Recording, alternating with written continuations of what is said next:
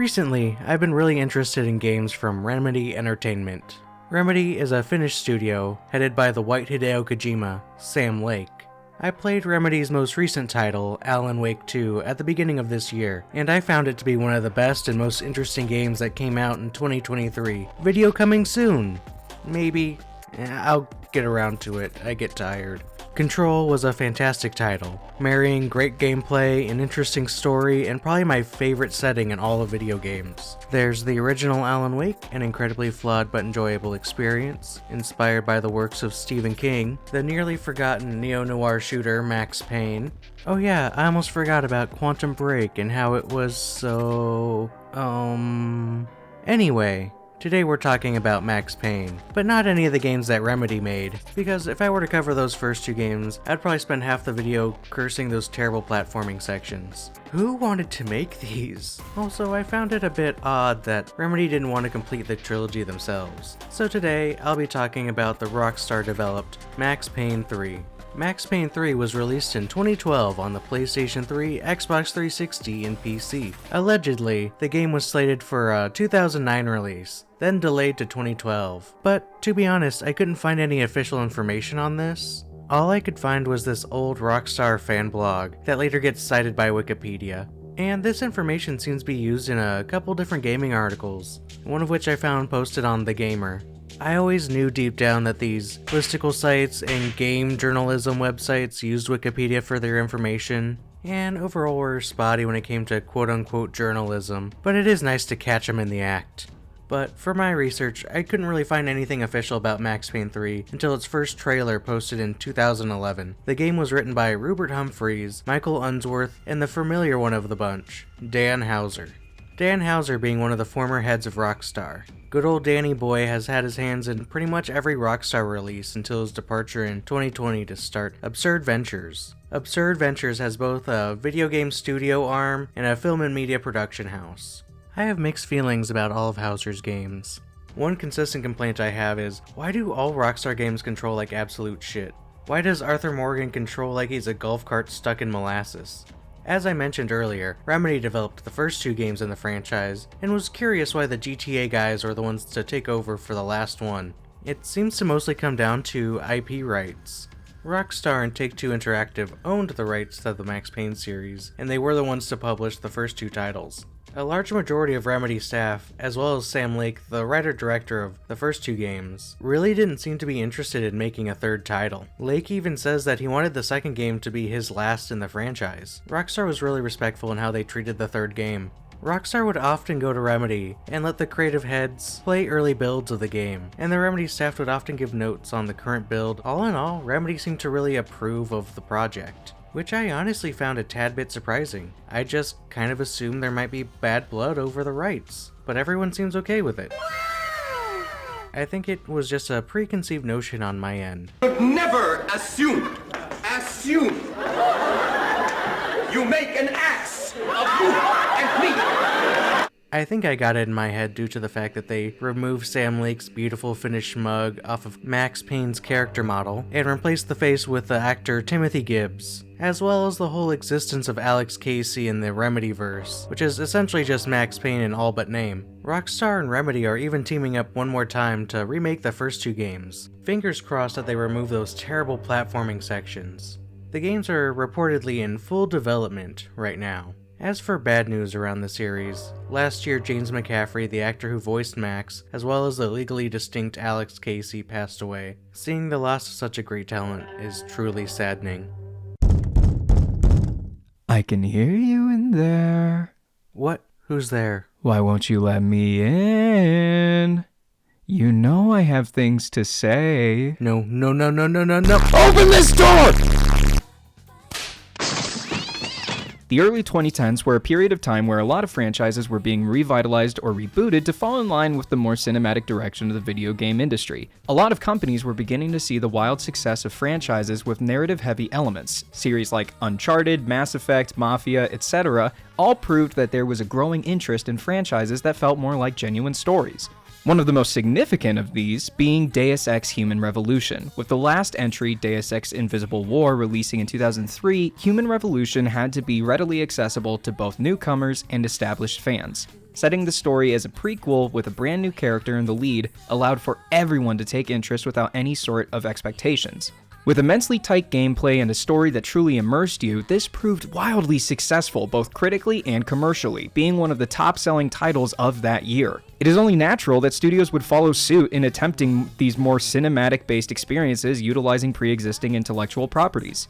Remedy is the big kid on the block after the success of Alan Wake, so it makes sense that a successful franchise of theirs, one known for its cinematic neo-noir style, would be revived during this time. However, fans and critics at the time noted the difference in tone. In comparison to the original Sin City-esque storytelling method of the first two games, Rockstar sacrificed a lot of the style and charm of the first two games in favor of a more grounded atmosphere. This fundamental lack of character was the case for quite a few series during this time.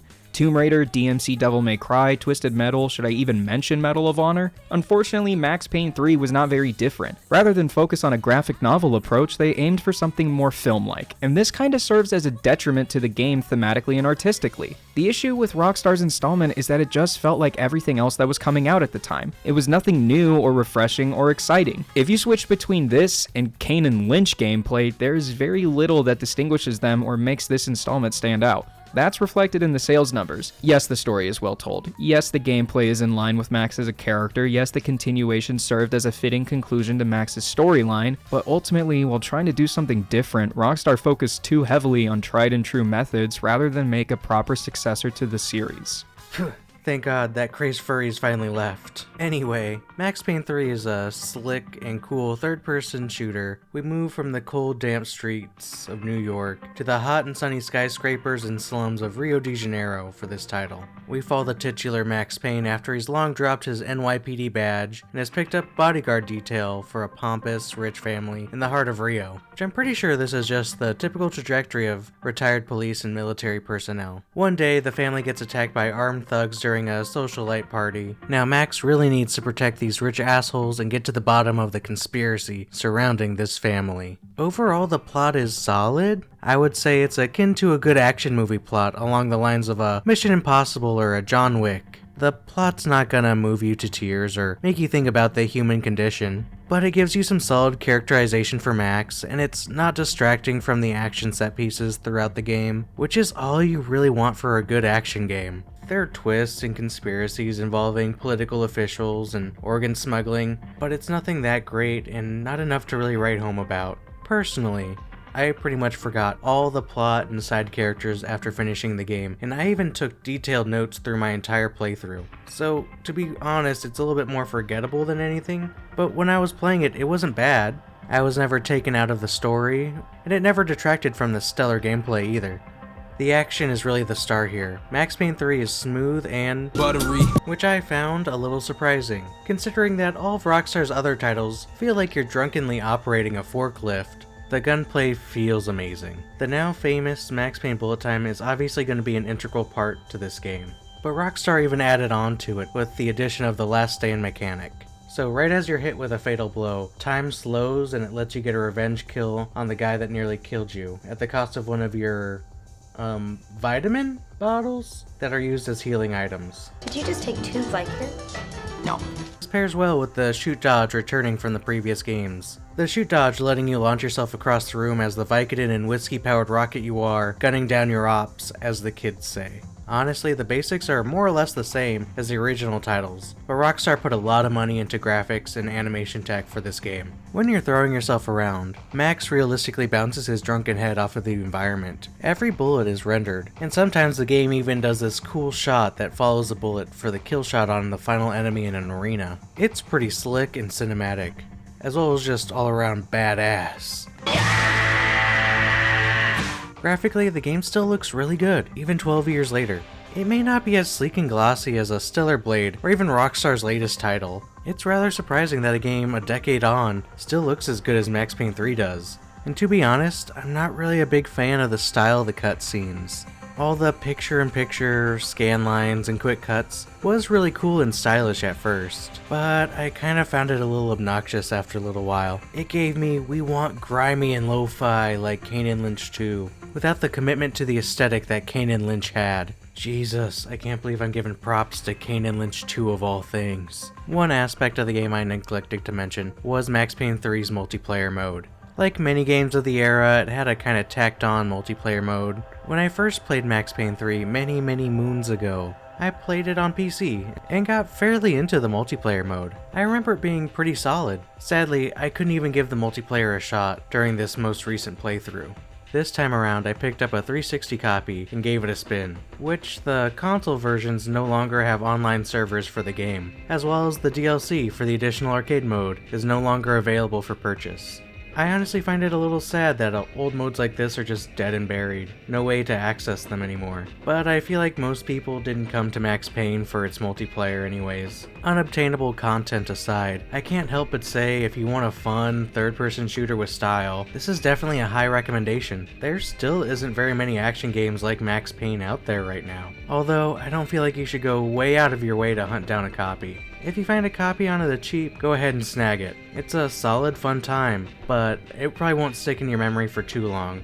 Well, at least the plot won't. What you'll remember is all the cool action scenes you went through and all the cinematic kills you did, which really isn't a complaint at all. I can definitely see myself booting this game back up just to run through a couple of the levels, doing some cool shootouts, and putting it down after a couple of hours, after I scratch that particular itch. The game is backwards compatible on the Xbone and Xbox series of consoles, or easily playable on a PC nowadays. And if you want to check out the first two titles, they're also backwards compatible on Xbox and available on Steam as well.